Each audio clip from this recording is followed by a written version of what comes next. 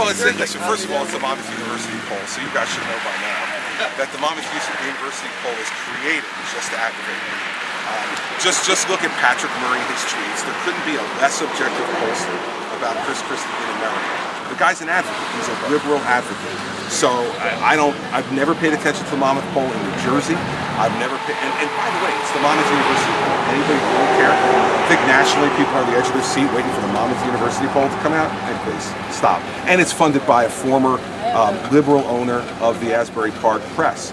So, I mean, there are polls and there are polls, guys. And part of the problem is that no one exercises any quality control over what you should listen to and not listen to. And that's why I've said to you all along, I don't really care about that stuff.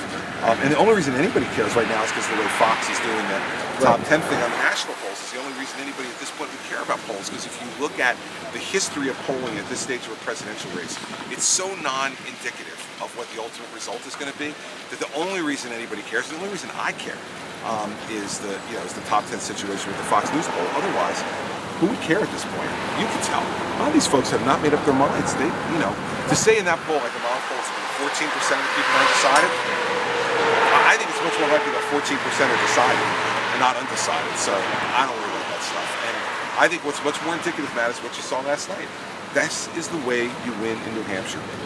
You've seen it over and over again. You're now in the midst, because this book you're writing will never end. You're now in the midst of writing the history of this campaign too.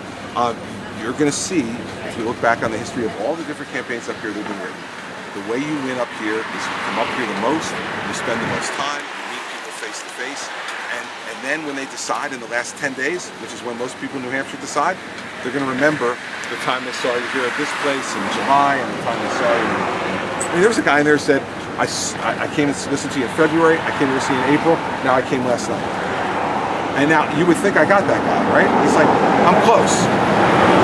All right, that's the way it works here, so I don't worry about it.